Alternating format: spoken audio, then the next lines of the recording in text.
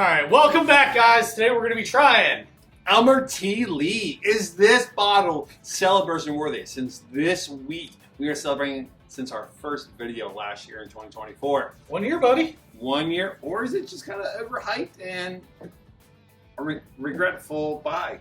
So I've heard several things about this bottle. I have had it in the past, and it didn't shock me.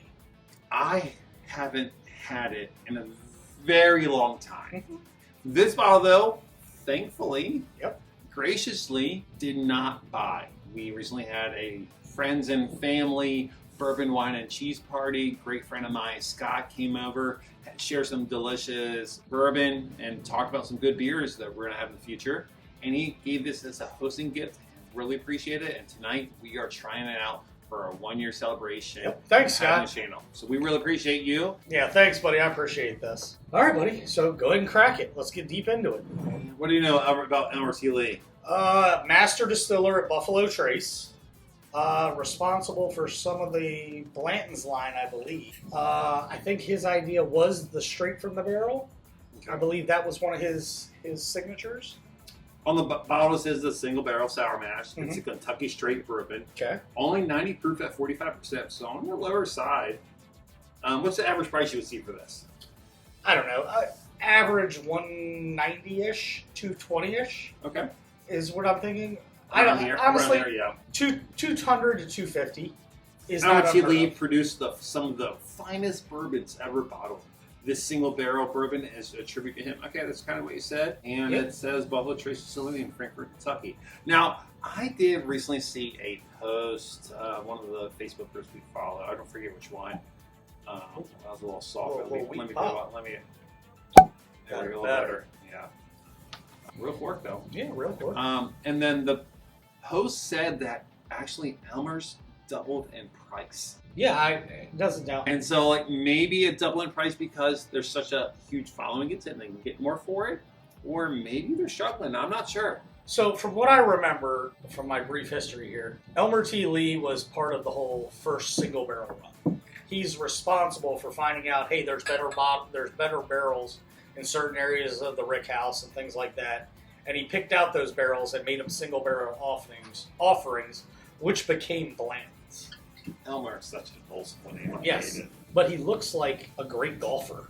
Yeah. Like a golfer from the past. Give it a little nose here. Straight up. Well, I'm not disappointed.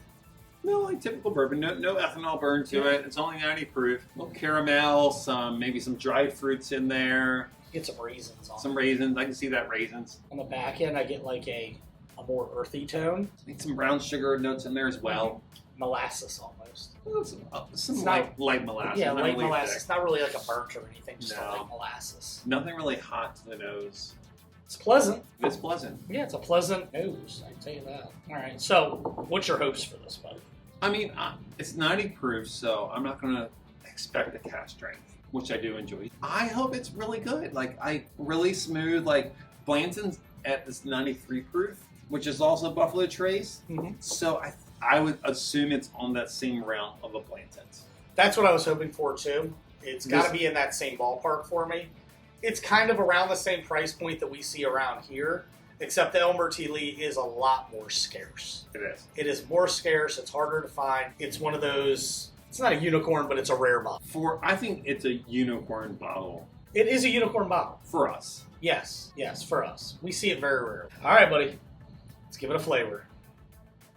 So the unique thing about this, before I even tell you what I taste, one batch to the next, this could be completely different. Because it's a single barrel. Single barrel. I'm not disappointed. I'm not disappointed either. Smooth flavor. That dried fruit is definitely coming through. A little bit of orange zest. Not a lot of baking spice or anything. Not a lot of bite on the back end. Where this one's lacking for me is longevity. It doesn't linger around a lot. I mean, it's on that lower end of the proof. Yeah, it's not a high proof. Now, when you Very easy to drink, though.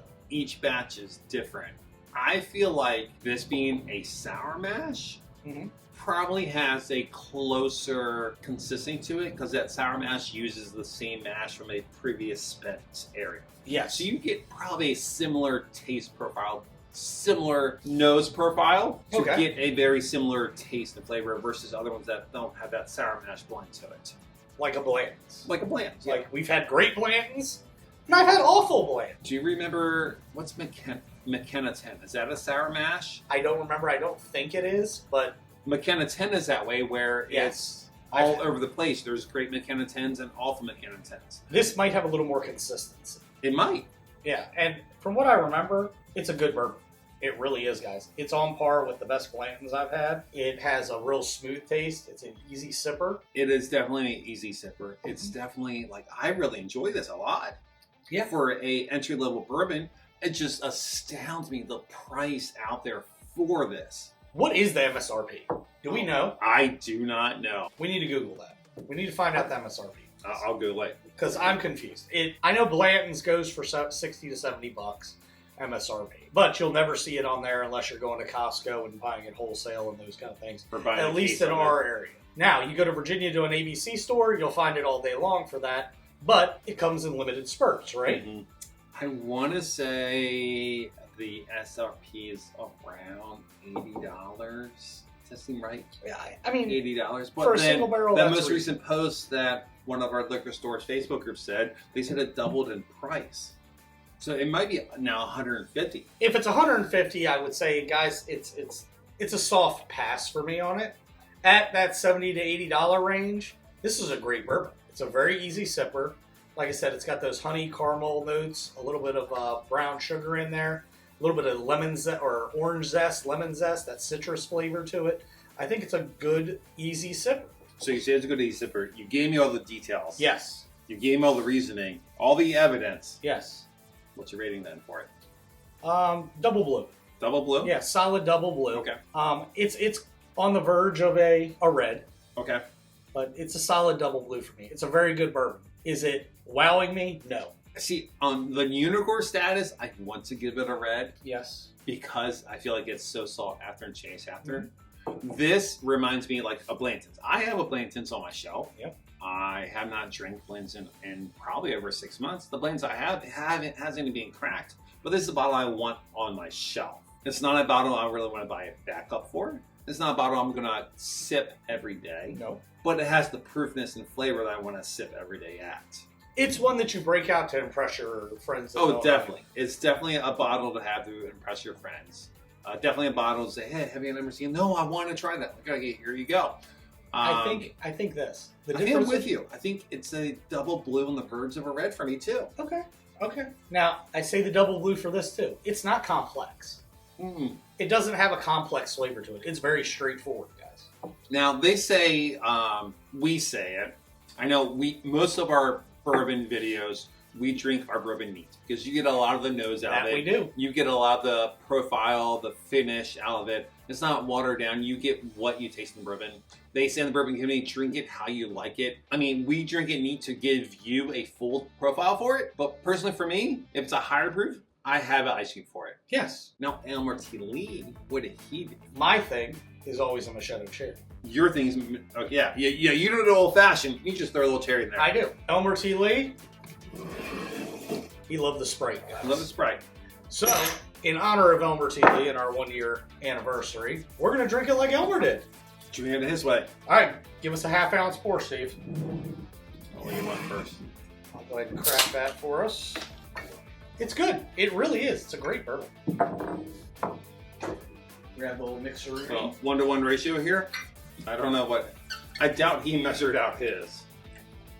We'll give her an even mix, right? Yep. Even mix for both of them. Set those to the side. Let's see if Elmer got it right, guys. Cheers, guys. Cheers. Holy crap. That's good. That's really good.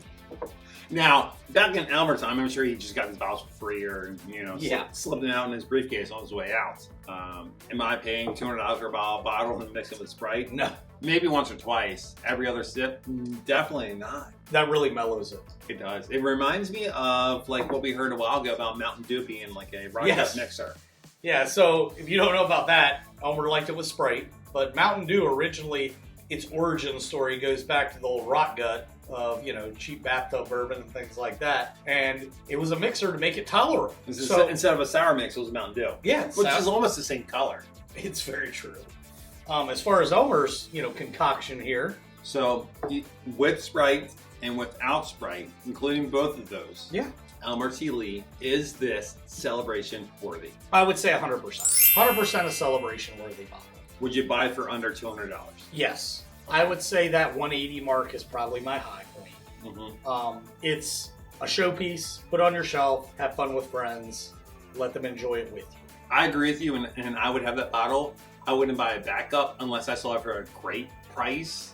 Otherwise, I'm having that one bottle. Once that bottle goes, then I'll buy another bottle unless I find a backup for a better price than my first bottle. I would say your backup bottle's got to be in that $100 range, which they're still making money on, but people aren't going to sell them for that just because of the rarity of it. Give me some more of that Sprite. Okay. It's really good. It's a great mixer, I can tell you that. The Sprite gives me, with the Elmer T. Lee, gives me for me, my early 20s vibe of getting almost like a Jim Beam ginger. It has that similar vibe to it. Not as much spicy from the ginger, No. but it gives me a very similar vibe to it. I cannot get away from Jim and Gingers. I still order them to this day. I want to start ordering Elmer and Sprite. Hey, I need an Elmer and Sprite. Oh, what's that? You don't have Elmer T. Lee? Come on. You'd be looked at like a crazy man. Well, maybe not in DC. Maybe not. Guys, tell us what you think. If you've had this bottle, give us your tasting notes. Let us know if you think it's good or not. Have you had it with Sprite or 7-Up or something else? And that's what I was about to say. This kind of leveled it up for me as a good mixed drink. Throw an ice cube in there. You've got me sold. Try it out, guys, for yourselves. And explore the goodness. We'll see you next time. Cheers. Cheers, guys.